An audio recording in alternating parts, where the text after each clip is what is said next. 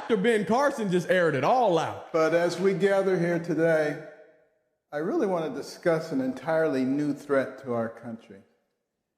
Just a few miles up the road in Washington, D.C., an entirely different scene is unfolding. Our government and our legacy institutions are losing credibility in the public eye at breakneck speed, even though their systematic takeover of America has been going on for years. The federal bureaucracy, the mainstream media, academia, Hollywood, big tech, and every other nexus of power in America today has turned its fire against conservatives, against Christians, against anyone who stands in their way. I call this the crisis of legitimacy in the United States government. America was founded on the notion that all political power comes from the consent of the governed, and that sovereignty does not belong to any one official or institution, but it belongs to we, the American people. The reality is that the government in Washington, D.C. no longer represents the people it claims to serve. And it has stopped even pretending to execute the charge laid out by our founders, the protection of life, liberty, and the pursuit of happiness.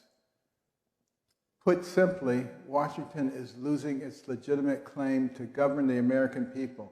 Millions of Americans look around and wonder, what's becoming of their beloved nation?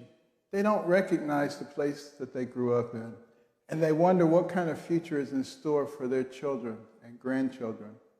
Young men, particularly young white men, aren't signing up in great numbers for military anymore because they don't want to fight for a country that hates them.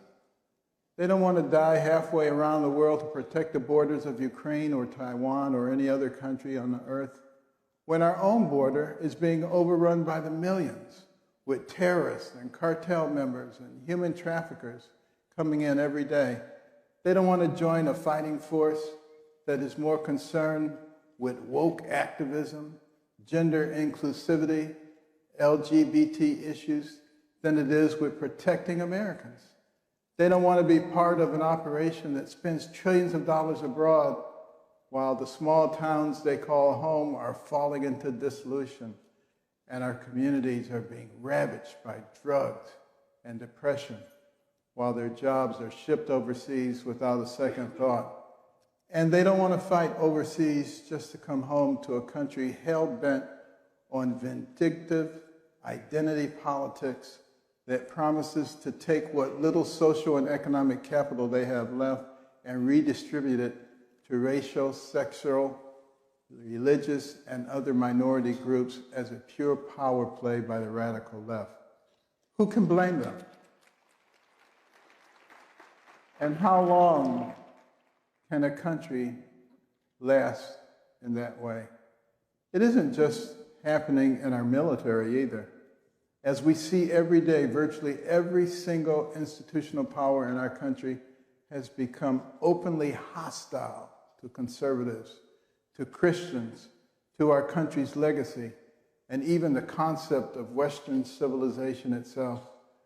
Our education system has been taken over by radicals who push insane political ideologies like CRT, DEI, transgenderism, and more on our poor children, while they no longer even learn basic reading, math, and civics.